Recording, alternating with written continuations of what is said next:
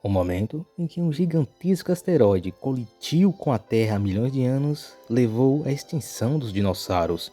Com os avanços tecnológicos de hoje, os pesquisadores conseguiram montar uma linha do tempo totalmente nova, que revela o que realmente aconteceu. As descobertas recentes dos astrônomos da NASA são surpreendentes e talvez até chocantes. Prepare-se para embarcar numa jornada para reviver o desastre que quase apagou toda a vida em nosso planeta. Este é mais um Space Todo Dia e hoje nós vamos ver o quinto evento de extinção em massa. O impacto de um asteroide nas águas rasas do Golfo do México há uns 65 milhões de anos foi algo que marcou a história da vida. Mas a coisa não parou por aí. Pedras caíram do céu, incêndios se alastraram e tsunamis atingiram costas distantes. Os pesquisadores descobriram que o primeiro dia do Cenozoico foi um dia de caos e publicaram essas descobertas na Proceedings of the Natural Academy of Sciences.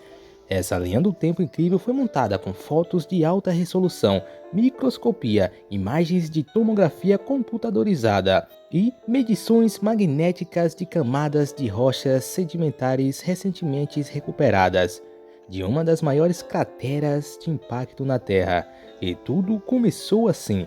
Vamos voltar no tempo. Imagina você na América do Norte, uns 65 milhões de anos atrás, quando os dinossauros eram a grande atração da Terra. Olhando para o céu noturno, provavelmente você veria uma luz brilhante ao longe, parecendo uma estrela, mas se ficasse de olho nessa luz por 1 ou 2 horas, ela pareceria crescer em brilho, quase sem se mover.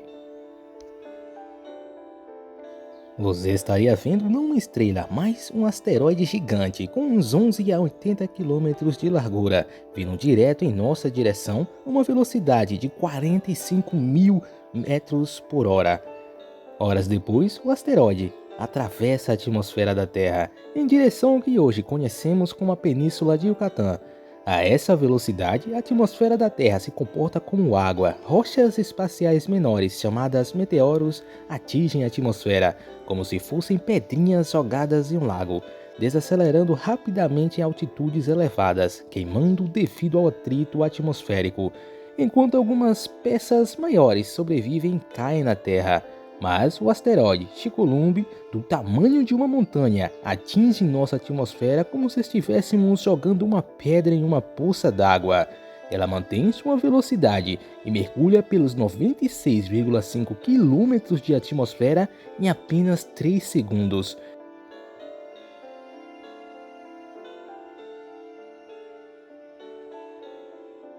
O asteroide emite um estrondo sônico que dilaceraria tímpanos em todos os continentes. Os dinossauros provavelmente estavam aterrorizados e correndo em todas as direções, sem ter ideia do que estava prestes a acontecer, mas se algum animal estivesse perto o suficiente para ver o asteroide, teria sido vaporizado instantaneamente, em minutos. Na verdade, exceto por tartarugas marinhas e crocodilos, nenhum animal de 4 patas com mais de 25 quilos sobreviveria. O rochedo espacial, do tamanho de uma montanha, cai tão rapidamente que o próprio ar não consegue escapar. Sob uma pressão intensa, o ar aquece a milhares de graus, quase instantaneamente. Antes mesmo do asteroide atingir o ar, superaquecido e comprimido vaporiza grande parte do mar raso que cobre o Yucatán. Milissegundos depois, a rocha mergulha no que resta e bate na rocha sólida. Nesse momento, uma reação em cadeia de eventos ocorre. O asteroide exerce tanta pressão sobre a Terra que o solo e rocha fluem como líquidos. O buraco do impacto quase rompe o manto da Terra, e quando a cavidade rebate para formar o respingo vertical atrasado, a Terra se eleva a mais de 1.600 km por hora, a alturas maiores que o Monte Everest. Dentro de minutos, essa montanha de detritos quase que totalmente desmorona em uma série de explosões secundárias, deixando para trás uma elevação menor, chamada Anel de Pico de Cratera. O impacto de Chucrumumbi gera aproximadamente 1 septilhão 300 sextilhões de quilojoules de energia, mais energia do que bilhões de bombas atômicas de Hiroshima. A energia cinética transferida pelo asteroide para o solo, rochas e ar excita as moléculas a temperaturas muito mais altas do que a superfície do Sol. O calor arranca elétrons dos átomos, ionizando o ar em uma bola de fogo de plasma em expansão, com mais de 10.000 graus, turbinada com rochas vaporizadas que são expelidas a velocidades hipersônicas. O ar aquecido em rápida expansão e a conversão quase instantânea da Terra em gás, combinados com o próprio impacto da onda de choque, formam uma enorme onda de pressão que se expande a mais de 1.600 km por hora. Se esse asteroide atingisse o mesmo local hoje, a onda de choque vaporizaria você no Texas e estouraria janelas de vidro em Buenos Aires. O impacto de Chicxulub ressoa na Terra como um sino. Ondas na costa terrestre se irradiam para longe da zona de impacto a 4 km por segundo. Essas ondas desencadeiam terremotos por deslizamento de falhas em todos os continentes. Se você estivesse do outro lado do mundo, sentiria o tremor do solo 30 minutos após o impacto. O impacto desencadeia tsunamis tão altos quanto arranha-céus. Os primeiros deles atingem as costas do Golfo dentro de 1 hora, ondas variando de 183 metros a talvez até 305 metros se chocam contra o que hoje é o México e o sul dos Estados Unidos e inundam dezenas de milhas para o interior. Tsunamis atingem a costa leste dos Estados Unidos e 6 horas após o impacto atingem 183 metros de altura e colidem com a Europa, África e as costas do Mediterrâneo. Dentro de 15 horas após o impacto, as ondas chegam a todas as costas do planeta. Dependendo da topografia local, o oceano varre qualquer coisa em seu caminho e a suga de volta para o mar. Quando a grande rocha atinge, 25 trilhões de toneladas são lançadas em trajetórias balísticas, alguns a velocidades suficientes para sair da Terra. Essas rochas saíram da atração gravitacional da Terra para orbitar o Sol, e parte desse material provavelmente atingiu a Lua, mas a maioria dos detritos ejetados voltou para a Terra em 1 hora.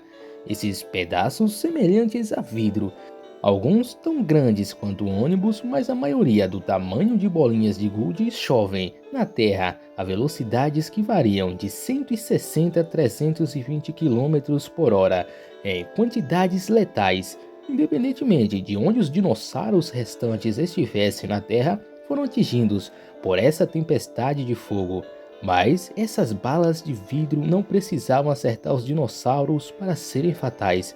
Enquanto esses tequitos caem, o atrito com a atmosfera emite radiação térmica suficiente para iniciar incêndios em todo o planeta. Por algumas estimativas, o calor combinado das brasas que retornam aquece o planeta ao equivalente a um forno na temperatura de grelhar. A maioria das árvores do mundo queima. Talvez por isso, a única espécie de pássaro que sobrevive ao impacto seja aquela que faz ninhos no chão. Dos poucos animais terrestres maiores que evitam extinção, quase todos têm meios de escapar do calor. Eles podem se enterrar como pequenos mamíferos, cobras e lagartos, ou escapar para a água, como crocodilos ou tartarugas. Mesmo se os pobres dinossauros estivessem do outro lado do mundo, teriam precisado encontrar proteção do calor inicial. O Chicxulub, para azar dos dinossauros, caiu em uma região rica em petróleo e enxofre. Chuvas ácidas caíram sobre os oceanos nas latitudes mais altas. Tempestades de neve continentais depositaram dezenas de metros de neve por dia. O petróleo condensa na estratosfera, cobrindo a Terra como um manto de tinta preta, e isso se torna outro grande problema. A camada de fuligem permanece na atmosfera, reduzindo a quantidade de luz solar que atinge a superfície da Terra em 90% por pelo menos 2 a 3 anos. Temperaturas globais caem em média quase 50 graus. Os únicos lugares na Terra a evitar esse congelamento profundo são Madagascar, Índia e Indonésia, que eram ilhas tropicais durante esse período. Quase todos os lugares na Terra fora dessas ilhas tropicais secam e se tornam desertos.